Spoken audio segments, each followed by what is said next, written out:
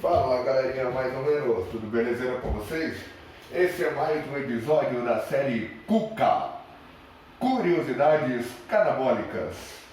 E se você é cristão, é católico, desses chatos que adoram fazer o papel de Deus e ficar julgando os outros, ficar falando o que os outros podem ou não falar do seu Deus, como se o Deus fosse só seu e de mais ninguém, né? Melhor você nem assistir a esse vídeo.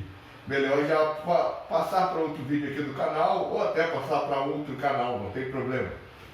Mas enfim, eu vou falar sobre curiosidades canabólicas baseadas na Bíblia. E começando com a história de Adão e Eva. Vamos supor que a história de Adão e Eva seja real.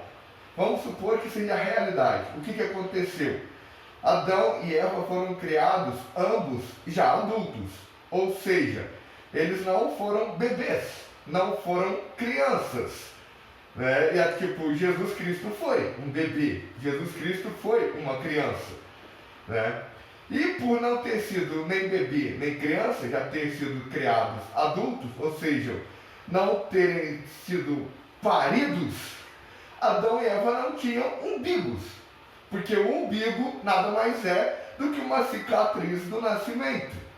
Só que como eles não nasceram, não tiveram nascimento, eles não tinham umbigos. Porém, Caim e Abel, que são filhos de Adão e Eva, eles tinham umbigos. Então imagina o tamanho do susto que Adão e Eva tiveram quando viram que os filhos deles tinham um furo no meio da barriga. Imagina. O outro susto que eles devem ter tido foi quando o dente de leite do Caim e do Abel caiu para poder nascer a dentição oficial, a dentição adulta, né? Os dentes normais, porque toda criança tem o dente de leite cai e depois nasce o dente que vai ficar aí por todo o resto da vida. Exceto quando a pessoa não cuida, né? Só que tipo, lá no paraíso não tinha dentista, não tinha plano dentário, não tinha ninguém para orientar eles. Imagina o susto deles ao verem que os dentes dos filhos começaram a cair, sendo que os dentes deles nunca caíram, porque eles nunca tiveram infância, igual os filhos. Uma outra curiosidade, mudando para uma outra parte da Bíblia, é a Arca de Noé. Vamos imaginar que a Arca de Noé foi real. Vamos imaginar como que Noé pegou um casal de cada espécie de animal de todo o planeta, porque existem espécies de animais em todo o planeta. E tem animais que só existem em algumas regiões do planeta, em alguns continentes, em alguns países. Se eles existem, é porque eles foram salvos por Noé. Então, como que Noé rodou o planeta inteiro pegando uma espécie de cada animal que existe?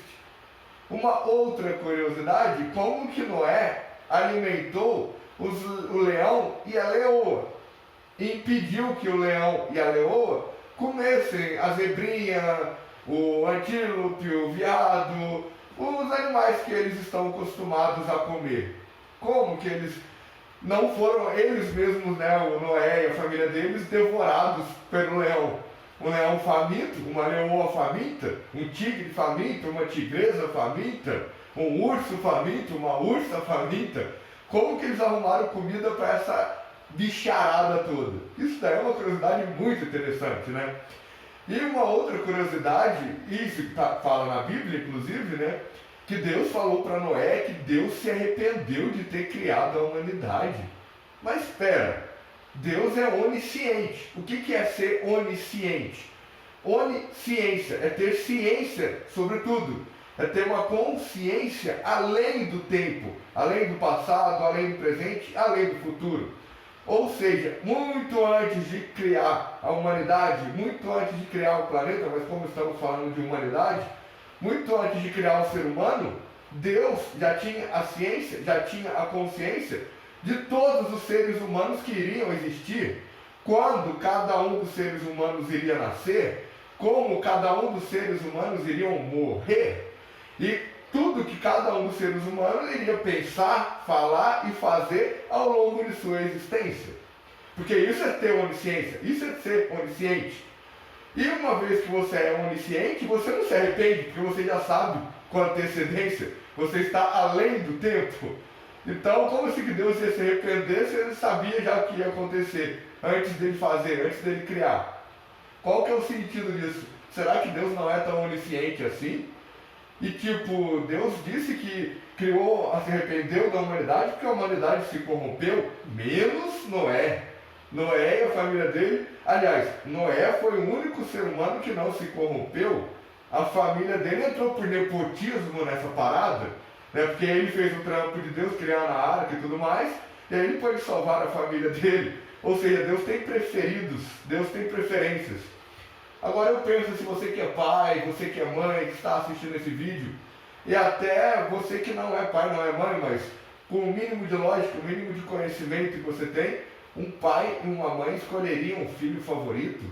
Ou você que é artista de qualquer modalidade, compositor, escritor, o que for, você escolhe uma música favorita entre todas que você cria? Será que tem jeito isso? E tipo, isso porque somos humanos e imperfeitos. Deus é perfeito, então como sendo perfeito, ele deveria amar a todos iguais, amar a todos da mesma forma, independente do que qualquer um faça, porque essa é a lógica do negócio.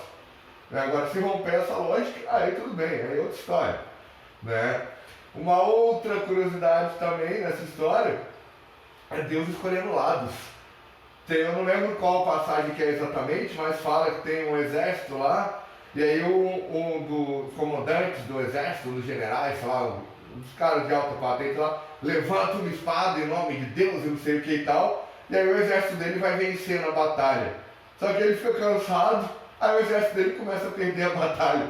Ou seja, Deus escolhe exércitos agora. Ah, você rezou mais, então você merece ser salvo. Você rezou, não gostei tanto Você rezou o mesmo tanto, mas eu não gostei tanto da sua oração. A sua oração não foi tão legal. A oração daquele outro lá foi mais legal. Então, você vai morrer e aquele lá vai sobreviver. Qual que é a lógica disso? As pessoas parecem que esqueceram ou não estudaram a história, né? Porque o que acontece ao longo da história? Tinha o Império Egípcio. O Império Egípcio era comandado pelos faraós. Os faraós, cada faraó, teve lá o seu deus ou os deuses a qual eles louvavam. E aí o que acontece? Numa batalha entre dois faraós, entre dois reis, entre dois imperadores, passando um pouco, futuramente teve o Império Romano destruiu o Império Egípcio, né? Os soldados romanos mataram os soldados egípcios, e aí o imperador do Império Romano assumiu o lugar do faraó. O que aconteceu? Os deuses do imperador romano passaram a ser os deuses a serem louvados, a serem idolatrados. Os deuses dos egípcios, a cultura dos egípcios foi absorvida, foi devorada pela cultura romana. E assim por diante, cada imperador que entrou ali, que assumiu o cargo de imperador de Roma, idolatrava um deus diferente, colocava um deus diferente.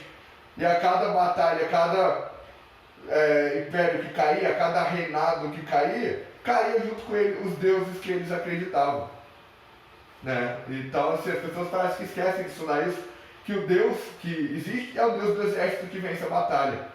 Porque o exército que vence a batalha impõe a sua cultura, impõe os seus costumes, a sua linguagem, os seus deuses, suas crenças, etc. e tal. E aí as pessoas ficam nessa de que a Bíblia é certa, a Bíblia é sagrada, porque é um livro antigo, que tem 2000 anos. É aquela história de uma mentira contada 1000 vezes se torna verdade. É uma coisa simples, mas é difícil de admitir, né? Porque admitir isso seria admitir que a gente não sabe nada, que tudo que a gente sabe é uma farsa, é uma mentira. E isso dá muito medo. É uma coisa terrível, meu Deus! Não existe um ser superior que nos protege, que nos ama acima de todas as outras criaturas, acima de todas as outras criações. Nós não somos mais a espécie querida, a espécie que é protegida por um ser superior. Isso dá muito medo, isso assusta muito, não é? E tipo, então assim, só existe vida no planeta Terra. Fala sério, né? E tipo, nós, seres humanos, somos imperfeitos. Nós nascemos pecadores. Nós nascemos com o direito, com o dever, com a missão de ser pecadores, de errar, de ser imperfeito. Porque do contrário, porque se nós fôssemos perfeitos, se nós não fôssemos pecadores, o que ia acontecer? Não ia precisar de ninguém para nos salvar, porque nós mesmos já teríamos nos salvado. E aí Deus ficaria sem ter o que fazer. Não teria função nenhuma se nós fôssemos perfeitos. É muito legal ser humano, porque a gente erra e fala, a culpa foi Deus que nos fez assim, né? Deus nos fez imperfeito e ainda criou uma outra criatura chamada Satanás, capeta, diabo, etc., que é o culpado por todas as coisas erradas, que além de tudo fica tentando a gente, fica nos perturbando. A própria história também do Satanás, do capeta, do Lúcifer, etc. e tal, é bem curiosa, porque Deus teria criado um ser perfeito, o anjo mais bonito, o anjo mais perfeito, e ele deu defeito. Como que o ser perfeito, como que a criatura perfeita dá defeito? E volta aí na onisciência de Deus. Como que Deus não sabia que o anjo, que é a criatura perfeita que ele fez, iria se rebelar contra ele, iria ficar com inveja, iria ficar com ódio dele, iria cobiçar ter tudo que Deus tinha?